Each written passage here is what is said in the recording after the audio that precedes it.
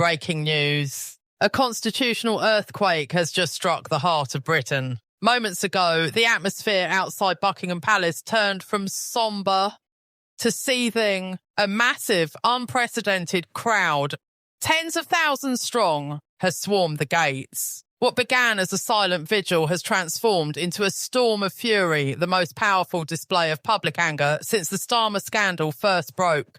This is no longer a political dispute. This is a national crisis, a crisis unfolding not in the corridors of power, but on the streets of the capital. And every road, every chant, every furious banner leads back to one man. Prince William. Inside Whitehall and MI5, one question is being asked over and over again. Not why this is happening, but is he doing this on purpose? The origins of this eruption trace back to William's defiant, calculated statement 2 days ago, the one where he exposed the secret Downing Street meeting and swore an oath to defend his father, King Charles. To monarchists, it was a rallying cry for the crown. To Downing Street, it was a dangerous provocation. The Prime Minister's office warned that William was blurring the sacred line between royal neutrality and political warfare. Now, those warnings sound prophetic. Eyewitnesses at the palace perimeter describe chaos. What began as candles and silence has become an organised, roaring protest movement. Crowds carrying flags and banners, hands off our king, William speaks for Britain, have breached the first line of security. The Metropolitan Police are struggling to contain it. Insiders describe the crowd as volatile, organised through coordinated social media campaigns that some now believe are being quietly endorsed or even guided by figures linked to Kensington Palace. Inside Westminster, a terrifying whisper is spreading, a whisper that has become a roar. Prince William is intentionally leveraging public sentiment to force a change in government. If true, it would be the most direct royal intervention in over a century. A senior government source told reporters this morning, though, the prince knows exactly what he's doing. He didn't just defend the king, he lit a fuse. From the moment William cleared his schedule and went silent, the protests escalated. He's forcing Starmer's hand, showing him that the Crown's power doesn't just sit in Parliament, but it beats in the streets. Downing Street is paralysed. The Prime Minister has been locked in emergency meetings for hours. Leaked memos show aides divided and panicking. One advisor wrote, "If we crack down on the protests, William becomes a martyr. If we do nothing, the streets belong to the palace. This is no longer politics. This is open confrontation between the government and the monarchy." The silence from Kensington Palace is deafening. William has cleared his calendar, not for rest, but for intense consultation with constitutional lawyers and senior courtiers. Behind closed doors, they are mapping every possible scenario: a vote of no confidence, a snap election, even a dissolution of Parliament. Scenarios that were unthinkable just days ago. Downing Street sees William's silence as deliberate provocation. He knows exactly what those images mean, a furious source said. He knows every minute he stays silent, the crowds grow. This isn't a mistake, it's strategy. Inside the emergency cabinet, tempers are boiling over. Senior ministers are shouting at each other, divided over how to respond. One faction wants to condemn William publicly, arguing that allowing a royal to destabilise government sets a fatal precedent. Another warns that attacking him would be political suicide. The public mood has shifted. The people are with the crown. Markets are collapsing. The pound has dropped again. Investors fleeing a country in constitutional chaos. The Labour Party itself is fracturing, with their MPs questioning Starmer's leadership. What began as a political firestorm is now an economic crisis. Britain's image as a stable power is crumbling. Police around Buckingham Palace remain on maximum alert. Protest leaders refuse to back down, chanting that there will be no calm until the Prime Minister is held accountable. But intelligence officers are asking a darker question.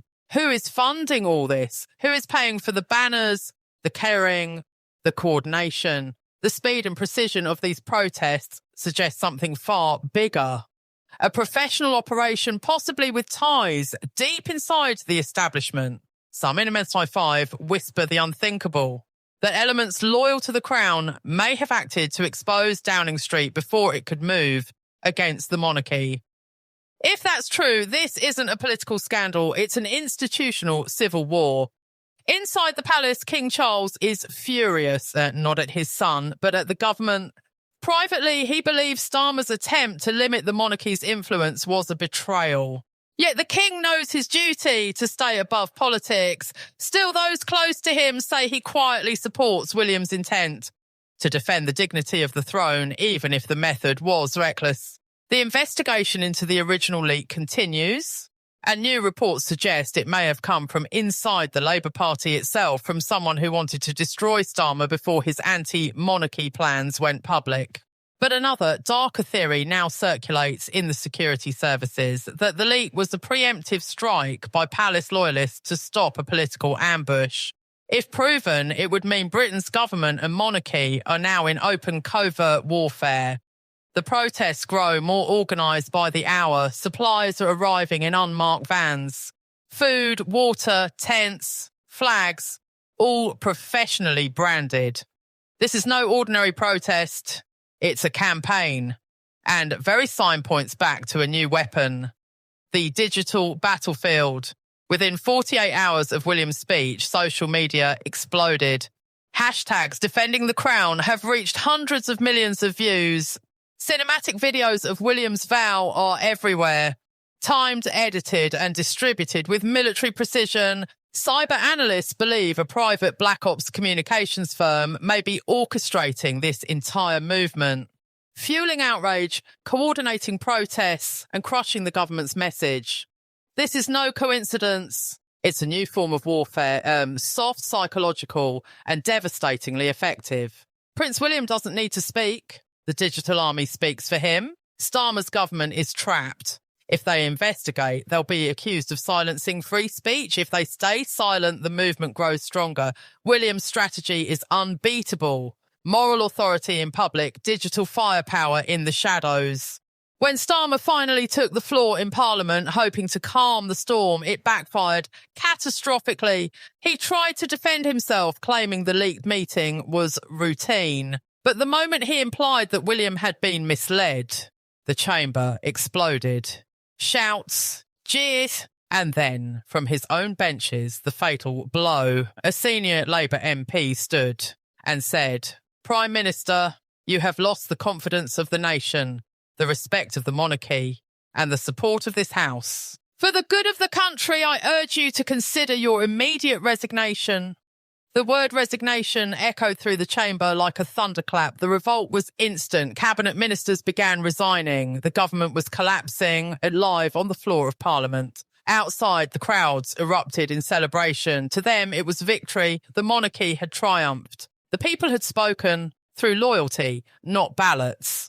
Now the crisis spirals far beyond Britain's borders. The pound crashes again. Markets panic. Allies in Washington and Brussels are holding emergency talks. The world is watching the collapse of Britain's political stability, the very foundation of its global reputation. Commonwealth nations are openly questioning whether to cut ties with the monarchy entirely. The crisis meant to silence the crown has instead reshaped it, transforming it from a symbol of tradition into a living force of political power. And through it all, Prince William remains silent. He hasn't said a word since his original vow to defend the king. But that silence now carries more power than any speech. Intelligence agencies now confirm what many feared: the protests are funded and orchestrated. Millions have been spent. But by whom? Two theories dominate. The first, royalist billionaires, ultra-wealthy traditionalists using their fortune to protect the old order. The second, a hostile foreign state exploiting Britain's divisions to weaken the West from within. Both theories are terrifying. Both may be true.